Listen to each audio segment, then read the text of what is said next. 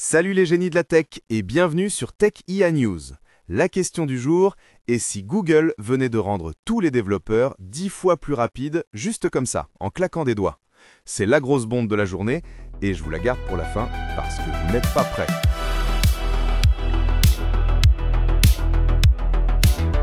Aujourd'hui, c'est une émission de dingue qui nous attend. On va parler d'IA capable de créer des films catastrophes dignes d'Hollywood, on va décortiquer un arsenal d'espionnage numérique 100% gratuit, on va voir comment créer des clips musicaux ultra réalistes sans être monteur, et on va plonger dans les outils qui vont définir le futur du développement.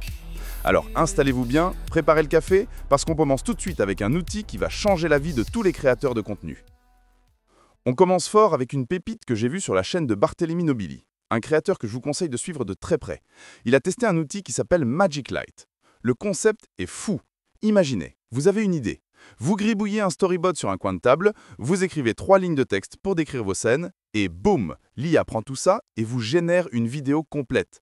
Fini les heures de montage pour une première ébauche, fini la galère de la post-production. C'est un gain de temps qui s'annonce juste colossal pour les vidéastes, les marketeurs, pour nous, les youtubeurs. Barthélémy montre tout le processus, de l'idée au rendu final, et c'est bluffant de fluidité. Alors mes questions pour vous, est-ce que c'est l'outil ultime qui va libérer notre créativité ou est-ce que ça risque de standardiser la création vidéo? J'attends vos avis en commentaire.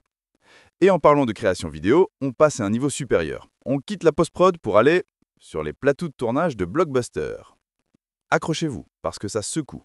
Les amis de la chaîne Bob Doyle Media ont mis les mains sur le nouveau monstre de la génération vidéo, Kling 2.5. Le titre de sa vidéo, c'est Kling 2.5 is a disaster. Et pourtant, il adore ça. Pourquoi? Parce que ce désastre, c'est celui des films catastrophes.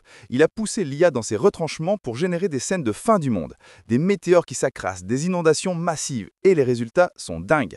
C'est parfois chaotique, mais la physique de l'eau, la vitesse de génération, la précision des effets, c'est un bond de géant par rapport aux versions précédentes.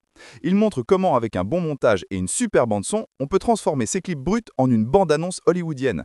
C'est la preuve que l'IA devient un outil de production de premier plan pour l'action et la science-fiction. Vous pensez qu'on est à deux doigts de voir des films entiers générés par IA au cinéma? Ou est-ce que ça restera un outil pour des plans spécifiques? Balancez vos théories. Créer des films, c'est bien. Mais créer des clips musicaux avec un personnage qui reste le même et qui chante en rythme, ça, c'est le niveau expert. Le cauchemar de tous ceux qui ont testé la vidéo IA, c'est la cohérence. Le personnage qui change de visage à chaque plan, la synchronisation labiale qui part en vrille, eh bien c'est terminé. J'ai déniché une pépite sur la chaîne Marat.ai. Un guide complet pour créer des clips musicaux ultra réalistes sans être monteur. Le secret est une plateforme au centre de tout, Lemon Slice AI. À partir d'une seule image, cet outil peut générer un personnage cohérent qui chante votre chanson avec une synchronisation labiale quasi parfaite. Le tuto vous guide de A à Z, création de la musique, de la voix, du personnage et montage final dans DaVinci Resolve. Il montre même comment utiliser différents modèles pour des arrière-plans dynamiques ou des plans plus serrés. C'est une vraie masterclass. Alors, qui parmi vous va se lancer et créer son premier clip ce week-end? Je suis super curieux de voir ce que vous allez faire avec ça. Si ces actus vous électrisent autant que moi, si vous voulez toujours avoir un coup d'avance dans le monde de la tech et de l'IA, c'est le moment parfait. Éclatez le bouton s'abonner et surtout activez cette petite cloche pour ne rater aucune de mes analyses. Ok, on a bien joué avec la créativité. Maintenant, on passe aux choses sérieuses. Très sérieuses. On va parler d'espionnage numérique. Et restez bien avec moi, la bombe de Google arrive juste après. Là, on rentre dans un autre monde. C'est le grand Corben qui a mis la lumière à un outil incroyable, OSINT.rocks. OSINT, ça veut dire Open Source Intelligence, l'art de trouver de l'information à partir de sources publiques. Et cette plateforme, c'est tout simplement l'arsenal ultime de l'enquêteur 2.0. Le truc de fou, c'est 100% gratuit, 0 €, et ça marche directement dans votre navigateur sans aucune installation. Ça regroupe des outils super puissants comme Sherlock pour traquer des profils sur tous les réseaux sociaux, ou Magret pour créer un dossier complet sur une personne. C'est destiné aux pros, aux journalistes, aux recruteurs, mais c'est accessible à tous. Gros débat en perspective. Éthiquement, ça vous fait peur ce genre d'outil accessible à tous, ou c'est juste une évolution logique pour se protéger et vérifier l'information à l'ère du numérique? Dites-moi tout dans les commentaires. Et en parlant d'arsenal pour les pros, on va maintenant s'attaquer à la boîte à outils des développeurs, avant de lâcher la bombe finale. Pour tous les développeurs qui me regardent, sortez de quoi noter. La chaîne ManuAGI AutoGPT Tutorials nous a compilé la stack ultime pour être au top en 2025. C'est une sélection de 7 outils open source qui vont booster votre productivité. Je ne vais pas tous les lister, mais retenez-en quelques-uns. Gin, un framework Go pour des applications web qui décollent comme des fusées. Elasticsearch pour faire des recherches dans des montagnes de données en une milliseconde. Et surtout Exo, un outil qui permet de transformer n'importe quel PC en un cluster d'IA.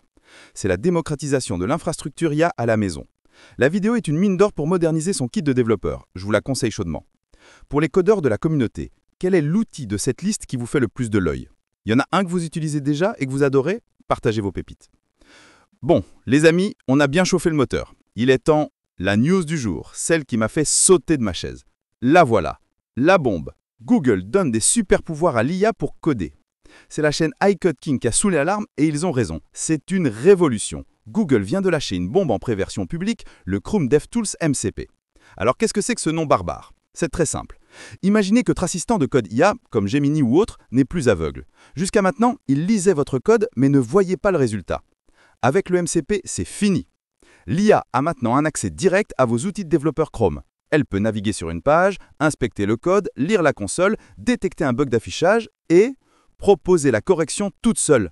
C'est comme si vous aviez un développeur junior ultra rapide qui bosse avec vous en permanence. Il peut reproduire des bugs, remplir des formulaires, analyser les performances. C'est un gain de temps estimé à 10 fois supérieur. C'est juste monumental.